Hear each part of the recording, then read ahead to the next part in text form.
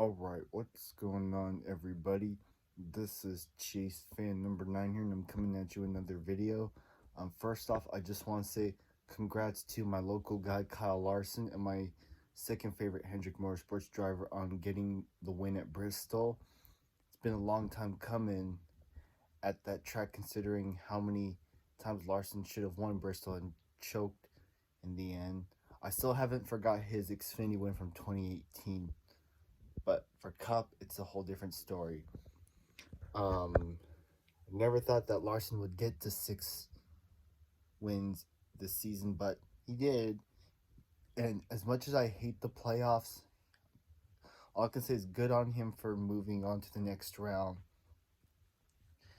And he did win tonight, but not without a little drama.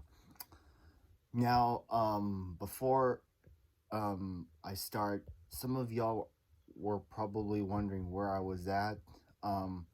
Unfortunately, I wasn't able to make it home in time for the finish, at least, let alone the whole race, because I was up in Colfax, which is about almost a 2-hour drive from where I live, and I was attending a event that celebrates the railroad history up here in California, specifically the Transcontinental Railroad. So that's why there wasn't a reaction to tonight's race. But I was still, however, keeping track of what was going on.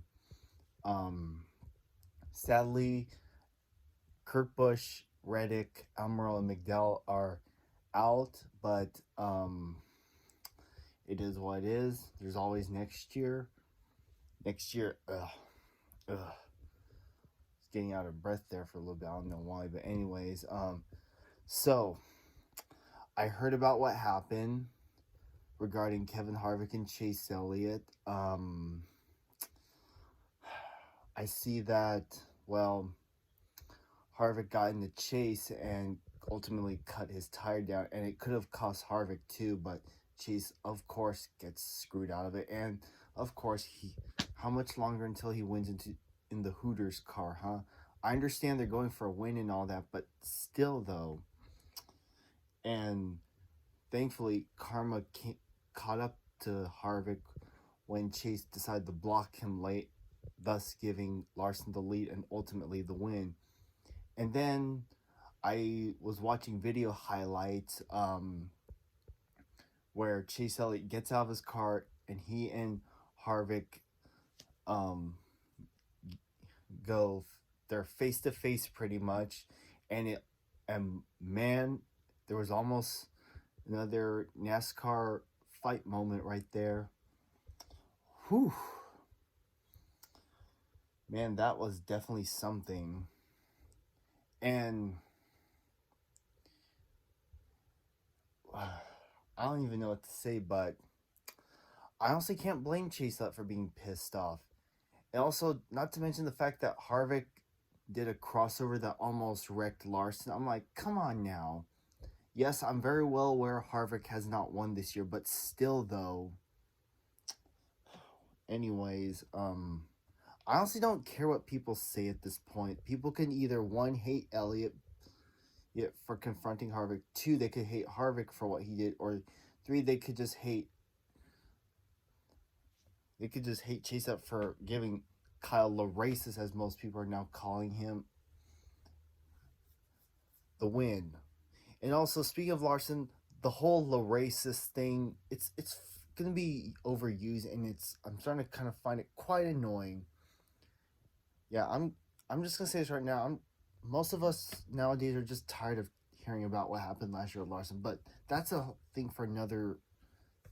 I could say that for another video for another time, but whatever. Anyways, Larson earned that win, well, courtesy of his teammate, but still. And for Harvick to talk shit about Chase Elliott, I'm like, what the fuck? But whatever. But from what I've been seeing, it looked like the race was pretty good altogether. And also, yes, Hamlin won stage 1 courtesy of his driver, aka Bubba Wallace. No hate towards Bubba, by the way. Bubba helps Hamlin get the stage 1 win while Larson redeems himself in the next. So, yeah. It was a good race, but not without a little drama. Yeah, I know NASCAR is trying to seek those show secret entertainment fans or whatever. I mean, well, I don't know anymore, but yeah, this is what's gonna come down to. I have a feeling, well, there's no doubt that this is gonna carry on between today and Phoenix, so who knows what could happen next weekend at Las Vegas. And next week I'm gonna try and watch. And even if I made it home for the entirety of the race, there probably wouldn't have been a live stream either. So sorry for no live stream. I'll try and do one tomorrow for the IndyCar race. But anyways, yeah. And also the Mickey Elliott thing, it's being overused. I'm sorry, but it is. I don't know why I think that, but that's just how I see it. If you like what I'm saying, good. If not, then oh well. I'm not trying to bash anyone, but you get the point I'm saying. But anyways, congrats to my boy Larson on the dub. Ugh. Sorry if I'm skipping over my words. I just tend to do that. Gotta give credit to my boy Chase for standing up to Harvick. And also, screw Harvick. I'm like, it's my respect for Harvick starting to see. That's why I can never pull for Harvick sometimes. I did on several occasions in the past, but when he does stuff like this, it's not cool, man.